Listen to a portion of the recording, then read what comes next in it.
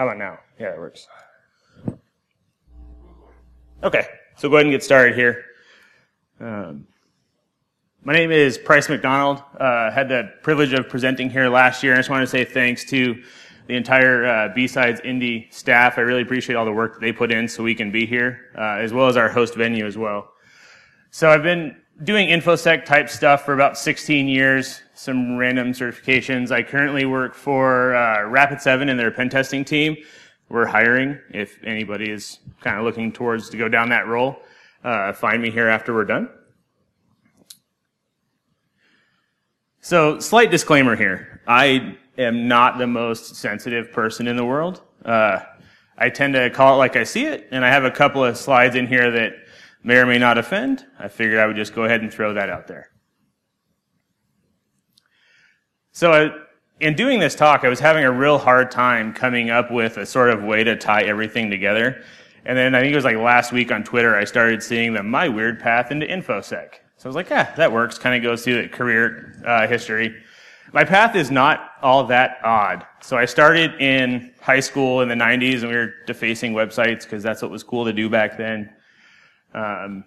In high school, I was lucky enough to have an instructor he kind of got transitioned into the computer roles when computers became a thing in schools. They pulled one of the math instructors out, and he didn't really know that much about tech, but he was a good enough educator that he kind of got out of our way and let us learn whatever we wanted to do, including building our own machines, and we would sit around at lunch and play Counter-Strike instead of doing other more productive things. And one day, the entire school's network went down, and we had no idea why. We just know that we couldn't play Counter-Strike anymore. It's a big deal. So I had picked up the Hacking Exposed, like 2 or 3, somewhere in there. I had picked that book up, and they had like Smurf and Fraggle attacks. I had no idea what it was at the time, but we ended up going through there and helping the school administrators chase it down, figure out what was happening. They reconfigured their routers, and the problem just sort of went away. So that was really kind of my first intro into anything security. Move on ahead, kind of going through college, exploring physical security controls and issues. Quickly realized that, so in the pen test field, we have our little get out of jail free cards. And the penalty, if you don't have one of those, actually could involve jail. So once we had a few brushes with that, we decided, well, maybe that's not the best idea and best use of our time. Eventually, ended up getting a job working for a private company as a computer operator. And if you don't know what a computer operator is, it's okay. It's not exciting.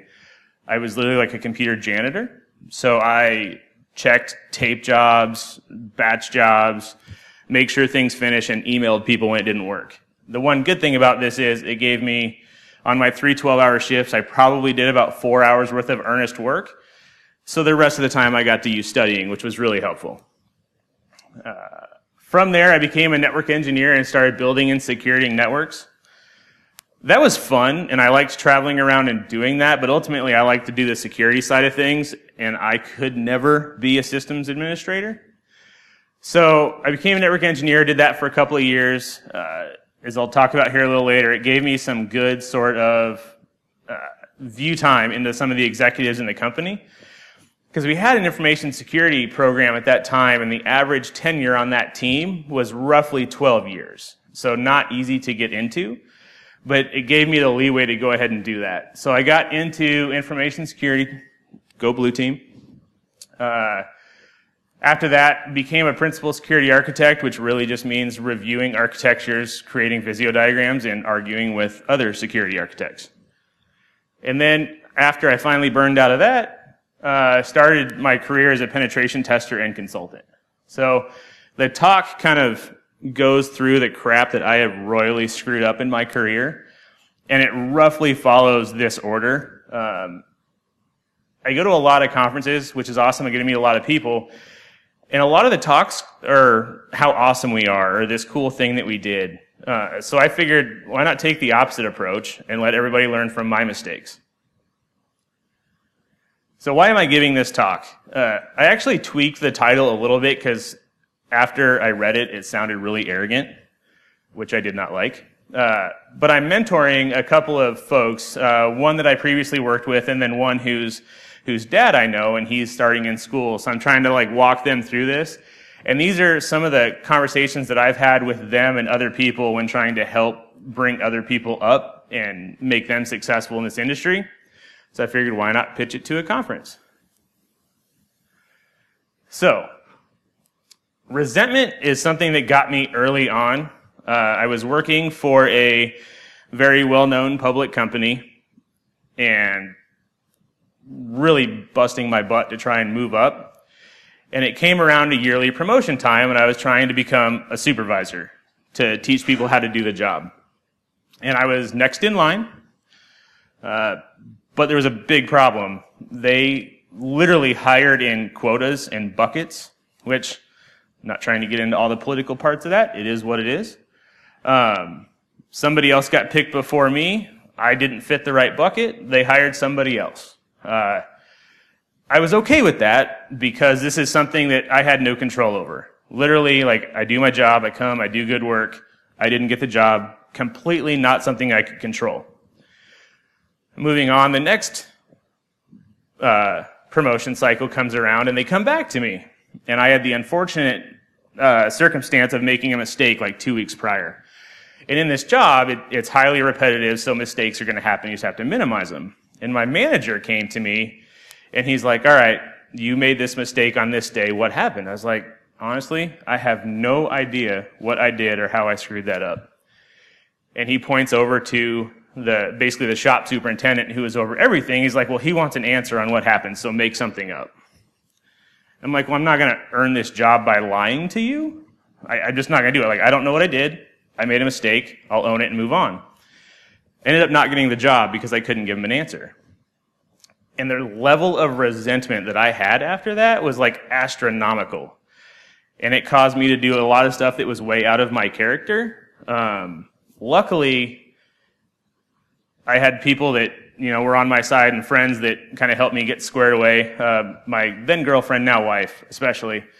Because had I not went down that path, I would guarantee I would not be standing here today and life would look a whole lot different. And resentment is something I see all the time in the workplace, especially with some of the younger people that I mentor and stuff as they're coming up. I didn't get promoted. I don't make enough money. Like all that stuff, if you let it, that resentment will just build and cause more and more problems. Luckily, some lessons that you learn hard enough that you never make that mistake again. So I always try and kind of push that one out of my head. Is something that I'm not going to do again. So when I started in security, this was my boss. His name was Don Fay. So I was 18 years old when I started working for him. He worked for a public safety company, and the weird dichotomy about that was he was in the Banditos biker gang, which is a little odd. Anyway, I'd been on the job for like 2 or 3 months, and I went up to him. I was like, Don, this is stupid. Why do we do this way? And he's like, well, how are you going to fix it? I don't know. I just wanted to tell you it was broken. And he looks at me. He's like, well, if you don't come with a solution, you're just bitching.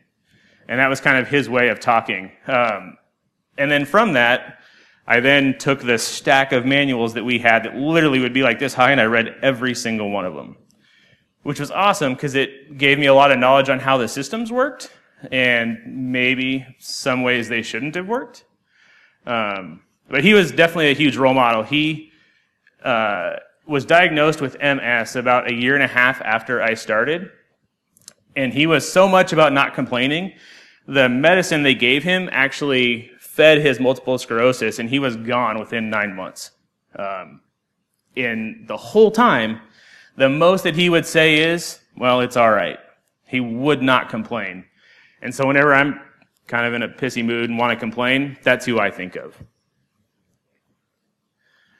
So turn the job you want to have, or you have, into the job that you want to have. This was the fun for me, and I've done this in every job since. So literally my day consisted of the hardest thing that I had to do was logging into 60 different machines to start every shift. And if that application crashed, logging into 60 more machines. I read all the manuals. I knew how the systems worked and how they weren't supposed to work. So I started tinkering. I was like, well, I have all this time. And when I was in our new hire orientation, they had the head of security down there, and we essentially created, our company housed the largest, most accurate phone book, definitely in the US and probably in the world. And the head of security is down there, and he's like, we have never had somebody look up a famous person's number and address because that would get them fired and we'd know about it right away. It's like, I don't really believe that. So in the manuals I had read, it talked about something called an enform script, which is how you query a tandem database. So it was like, well, if I can query the database without your front-end authentication, I can probably do whatever I want. Let's try that. It worked. I learned a very valuable lesson. How many systems admins do we have in here? We got a few. How many of you guys know about job priorities? If you're going to do something on a system that you're not supposed to be doing, don't be the highest priority job. Nobody else can do anything, and nobody can stop your job. It has to run throughout the cycle. And it took 8.5 hours of lying about pages about why the system CPU was pegged before the job finished and completed. It's another lesson that I learned the hard way. But it was great. So the average tenure at our company was super high, especially in the sysadmin type fields. So I did everything I could to make their jobs easier to try and get out there. Anything I could possibly do. So I don't know if you guys know who this is.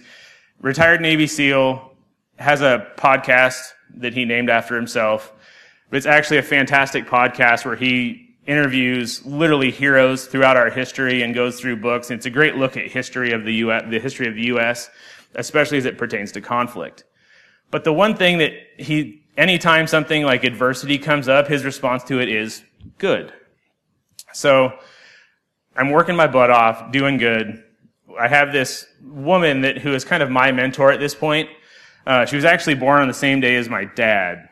And she always called me Mr. Man and had this like weird kind of old lady-ish voice. She'd be like, Mr. Man, if you want that job, you got to go out and get it. Okay. So I applied to be one of our systems administrators. I had a meeting with the department director. Everything went well. He's like, but we've already got Bob over here. Bob did this 6 months ago, and we're going to give the next job to Bob. I was like, okay, cool. I'll be here the next time around. So the next time around comes. And I apply, and I get a stern email back that says, nobody that ever works in your group could ever be qualified to work with me. And I'm like, damn. And he put it in email. I still have that. But it's like, all right, good. I'll work through this. In the end, the best motivation I ever had, and the best rejection as well, because that team ended up morphing off into something else, and there's no way I would have been able to transfer from that and apply that knowledge to information security later on down the road. And as it turns out, about 4 or 5 years after that, there was an investigation that I was running where that person was the person basically of interest. He did the thing that wasn't supposed to be done. And he's standing in front of me like profusely apologizing. I actually don't really care. It's not that big of a deal. And he's standing in front of me, and he's willing to like narc off other people that he knows has done wrong to get himself out of trouble. And I'm like, yep, there's those true colors again. Got it. But this, like I said, having that mindset of no resentment and just kind of like moving around the hurdles and going with it is something that's really helped me, and I've seen it really hold back a lot of folks. If you keep continually having problems, it might just be you, but it might be how you handle the problems too. So ego at this point, I have a huge ego, very much an unhealthy ego. I think I am awesome, and nobody can convince me otherwise. I have a coworker who, him and I were like oil and water. Absolutely could not stand each other. He'd been doing that job for about 18 years, and if you're warming the same chair for 18 years, you continually make more and more money, right, through annual raises, to the point where he was by far the highest paid one of us. We all knew it. We didn't care. But he always thought he should be a sysadmin. And not only should he be a sysadmin, he should be the highest paid sysadmin. He refused to take a pay cut to prove himself, to get into the sysadmin team, prove himself, and move up. He retired 2 years ago, still in that same job, never got another raise again after that. So I've kind of used that as motivation for me. Every big career move that I've made has come with a decent-sized pay cut, and every time it's improved my overall happiness and my paycheck tenfold in the long run.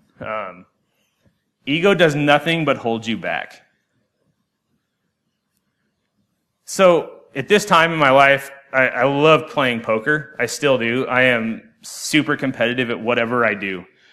So I'm playing poker, meeting a lot of people in society that are a lot higher than I am as far as time in their careers and successfulness. And I get to learn a lot of lessons from them, including controlling emotions and sort of how to play the game, so to speak. And I think a lot of the technical folks that I work with, myself included at times, but a lot of people have a hard time sort of playing the game. It has to be played, whether it's working with somebody you don't necessarily like to get the job done, or interfacing with a customer that hates your guts, which does happen.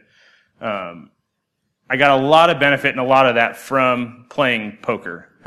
And for social engineering, super valuable as far as how to frame your story. When we were, an example that we were on site in Ireland doing a physical security assessment, a friend of mine and I made the idiot mistake of taking a flash picture in the middle of the night from a car with the security guard looking at me. So he hops in his truck, throws the lights on, comes and get us, and the guy next to me is like, I don't know what we're going to do. We're going to have to give him the get out of jail free letter. I was like, no, we're just going to play stupid. One thing I learned in poker, you don't have to be able to control all of your emotions. If you can emphasize the same one over and over again, they're not going to have any idea. And this guy's like, well, what are we going to do? I was like, we're going to act stupid. We're going to act like dumb tourists. He's like, you think that'll work? And I was like, well, we'll find out. Turns out it did work. He didn't believe me, but I think he got so tired of me talking, he gave up. And then we ended up swapping out rental cars because my car was burned and I totaled the other guy's car, which is a whole other story. So this is a quote that I heard here in the last year or so that I really think rings true. It kind of fits back into the poker time in my life. There's a lot of good things about poker, and there's a lot of bad things as well. Just like anything. Same thing with security. You kind of go down that rabbit hole, and at the end of that, there can be some pretty unsavory people on the other side of it. And there was a lot of, in Denver, where I'm from, there was a ton of crackdown on illegal poker playing and that kind of stuff, not unsimilar from what we've seen in the last probably 10 years on the illegal hacking side of things. But this also comes back to every day.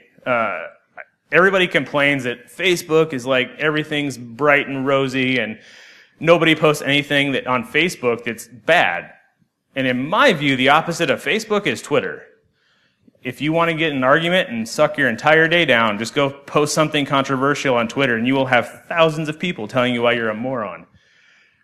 And we have to moderate that kind of stuff, whether it's social media or in the office. How many of you guys have had that toxic coworker that you have to work with? If you keep staying around that, you become that. And you get bitter and burn out and a detriment basically to your team. So you can learn something from everybody. And this is my sort of tactic for dealing with people that I think are bad at their job. Started out, I had a manager who wasn't real great at about half his job, but he was pretty much awesome at everything else. I just started picking the little tidbits apart from them that I could, taking the things that I liked versus the things that I didn't, and letting the other stuff go away. And I ended up having good working relationship with him, and I gauged a lot of my current management style off of what I hated that he did. So just because you're smart doesn't mean you have the right to be an asshole. So I finally got that job working as a network engineer, something I'd worked for 5 years every week to get. And my mentor at the time is kind of walking me out, and he's introducing me to everybody, and we come up to this guy, and he's like, hey, Andy, here's Price. He's our new network engineer. And he shakes my hand and looks at me and says, I have no idea why we effing hired you. And if you want to have the wind taken out of your sails on your first day on a job, have the most senior guy tell you you're a moron. It just drives me absolutely insane. And I think we have a pretty decent amount of these types of people in the industry. And it really irritates me. I do my best not to be one of them. Like, everybody has their bad days, right? But how many of you guys have went to a conference and you go talk to somebody that you've seen online or whatever, or maybe you don't even recognize them? We were just having this conversation last night, and they're like, how do you not know who I am or what I did? It's a huge issue. Just because you're smart doesn't have to mean you have to be an asshole. An old coworker of mine, Drew Porter, always used to tell us, like, once you have made it, send the elevator back down for somebody else. And that's kind of what I've tried to do. I love helping, bringing people up, and making their kind of path to what they want easier than it was for me. So you can learn to fly on the way down. At this point, I've been a network engineer for about 1.5 years, and Hurricane Ike rolls through Houston, Texas, and I just happened to be the poor schmuck that was on call. Literally, I'm sitting there folding laundry with my wife at like 11 o'clock on a Saturday, and I get pulled into a conference call with the president and the CTO of the company. Like, this is down, we've got to fix it. And I'm like, well, okay, well, I'm not sure how we're going to do that, but let's figure it out. And the CTO is like, Price, you want to go to Houston today? I was like, okay. He's like, well, we need somebody down there that can fix the gear, and we need it today. We're gonna charter a private jet. And at this point, I don't even know how to talk. I've never actually met this man in person. And I was like, well, I guess I've never been to Houston before, so today sounds good. I had no idea what I was doing. We had a huge print shop in our office, and I went and printed off the manual to this device that was about this thick, and I skimmed the quick version of it on the jet ride down to Houston from Denver. Had absolutely no idea what I was doing, but by the time I was down there, I knew how to restore the configuration that I had gotten, and outside of that, that was about it. I went to school to become a network engineer to deal with like routers and Cisco and all that fancy stuff. Little did I know, my network engineer job was X.25 and async 56K circuits, stuff that shouldn't even exist anymore, but unfortunately a lot of our national infrastructure still sort of runs on it. Anyway, we get down there, and we have 2 SUVs like stocked full of food and water to go down there. We get down there, we get everything fixed, I replace the cards, they stopped the water leak to the data center that we were at so that our equipment was no longer wet. We drive back up to Austin, our pilots refresh, and they can start logging miles again. So now we're flying back out. So I get home, and I had this like wonderful experience, and then the next day it happened again. Only this time I got sent down commercial without any food or water. But this time I also knew how to replace it. And the plane ride down there was the CTO, the Chief Information Security Officer, the head of physical security, and the number 2 employee who was their principal architect at the time. And I had FaceTime, and they all got to watch this like glowing success. And I'm absolutely convinced that that is why I got the nod to go ahead and move up into their security program. Now, fast forward a little bit. This is kind of a double-edged sword, right? I work for Rapid7. We are a product and consulting company, so you can learn to fly on your way down doesn't really work when you're charging for consulting work, right? You got to send out the best and the brightest. But I think if a lot more people just went out and tried it, they would be a lot better off than they are having not tried it. I like the meme. I'm not so fond of the quote. But essentially at this point, I'm worried that I'm not going to be good enough to get into our security department, to the point where I wasn't even going to apply. I was like, done. Not going to try. And I had a mentor at the time, and he kind of encouraged me to go ahead and give it a shot. Ended up going in, I jumped all in, gave it a shot. I was like, let's see how well this works. And after about 5 rounds of interviews, I finally got the job. I worried every night for probably a month and a half on how well this is going to go, and if I don't get this job, it's going to be the end of my career at this company. I'm going to have to go start over all again somewhere else. So just give it a shot. I kind of equate applying for jobs as the lottery. You only need to win once, unless you blow it all. But really, you only need to win once. So finally, 7 or 8 years later, I'm in a dedicated information security role, and it's awesome. 6 months later, after I started, in this huge outage. I don't know, does anybody recall like secure computing firewalls? Anybody? It was like the last sort of like purebred proxy firewall that was out there, and then they got bought up by another company, and eventually they kind of went away. But we were troubleshooting a huge incident that affected a large portion of the country and the network. And I'm on the firewall, and we're trying to figure out what's going on, and I can't figure it out. The networks come back up, and one of the sysadmins is like, hey, can you make sure my traffic's flowing through the firewall? Yeah, sure, no problem. TCP dump -I, interface, enter. Network's down again. Like, well, that's weird. I see all the traffic going through the firewall. I'm not sure what's going on. Control C, network's back up. Of course, at this point, I'm way too dense to figure out what's going on. 3 days later, we're still arguing, and they're like, it's the firewall, it's the firewall. And I'm like, it's not the firewall, it's fine, there's nothing wrong with it. Can you check this for me? Yeah, sure, no problem. TCP dump -I, enter, network down. Like, that's really weird. How many of you guys have done packet captures before? How many of you guys know what promiscuous mode is? How many of you guys know what's supposed to happen when your interface goes into promiscuous mode? It's not supposed to respond to anything. It's supposed to just look at everything. So at this point, I've flown down to Miami, and I'm literally physically sitting in the data center outside the firewall doing a packet capture.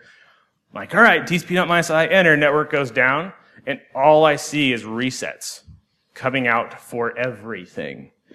I'm like, well, that's not supposed to work like that.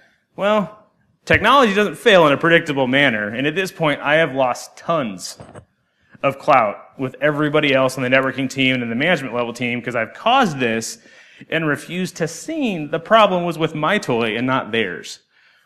Come to find out, there was a bug in that Linux kernel version they implemented for that firewall where promiscuous mode didn't work. It would instead of passing all the traffic through, it interpreted all of it on that local interface that was coming in and blasted resets out for everything. And because I was too stubborn to actually open my mind and look at the real problem, we had about another 18 hours of outages that we didn't actually have to have. This also comes into play. I don't know if we have any other pen testers in here. It's always the pen tester. I was on a client call not long ago, and luckily the point of contact was awesome, very good at what she does. And they're like, the pen tester broke this. And she's like, well, why would you say that? And it turns out they didn't have any logical reasoning other than there was a pen test going on, so that must have been what broke it. But all of my people that I've trained, it's like, if they say it's the pen tester's problem, just assume that it is and find the data as to why it's not.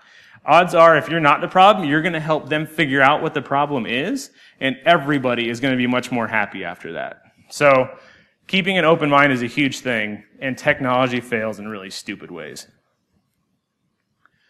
So never say no, at least not initially. I'm working in security as a senior information security officer, and we hired this principal security architect. Him and I were like oil and water from day one because he's the kind of guy that would read it in a magazine and know how to implement it, right? His brain automatically translated that. And for the first 6 months, I'm like, no, that's not going to work. No, that's not going to work. And eventually they get tired of hearing no. So I'm like, all right, what can I do differently? I know how this stuff works. I know what the pitfalls, the problems, and the costs are. Let me go ahead and actually kind of prove to him why this won't work, which created a huge amount of resentment in the end, to the point where he won't talk to me still to this day, and I'm okay with that. But never say no. I learned so much about network design and architecture and IDS, IPS stuff because I didn't say no. I actually went in, proved why he was wrong, and I learned a lot kind of on the way of doing it. And Deadpool, try anything once. So, along that, okay, how many of you guys know who Bob Metcalfe is? We got a few. So Bob Metcalfe is the guy that created Ethernet. And this is a quote from him. I'm not a big fan of getting into arguments, but sometimes when somebody's kind of stuck in their way, like you don't really have a choice. And his big thing is, just because you lose an argument doesn't mean you have to change your opinion. They can win and be wrong. And that is a huge, huge thing, especially in the security sort of business security kind of push-pull mindset, that friction mentality of the business wants what they want to make money. And we're like, yes, let's make money, but do it this way. This was a huge one for me, especially in dealing with that person. And I actually did pull that line out and use it against him once in a meeting. I don't advise it. Smart aleckness doesn't really go over well in a corporate environment.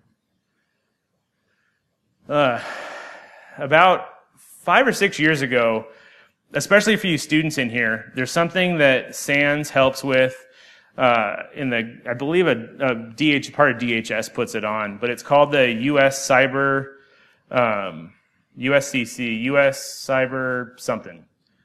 But it's a 5-day training that they put on, including resume clinics, meeting with industry execs, which is where this came from. But it's absolutely fantastic resource. They do an online CTF in order for you to qualify. I got flown out there to San Jose, where this was at, for free.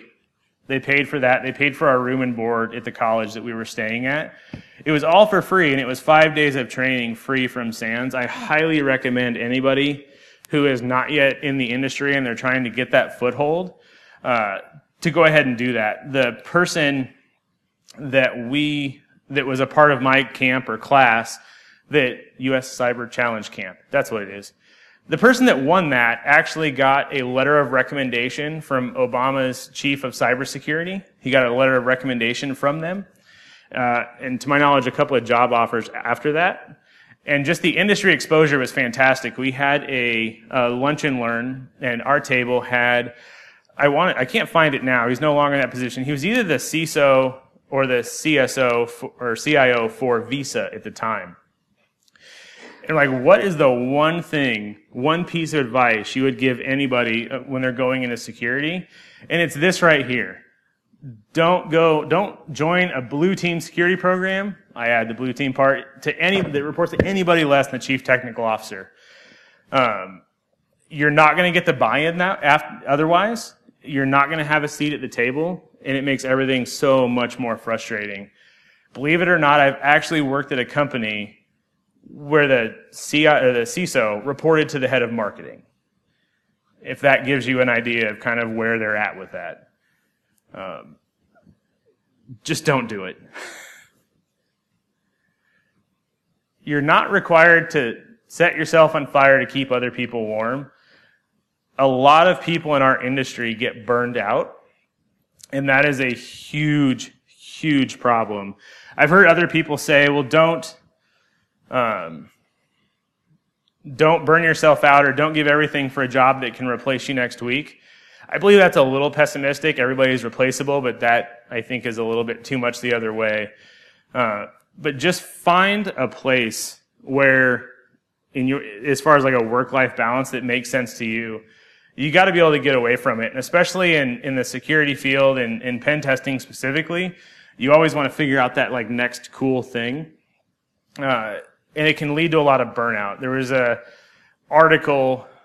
online publication put out a few weeks ago that equated burnout to PTSD, which I think is a dramatic overstatement and in a lot of cases kind of irresponsible.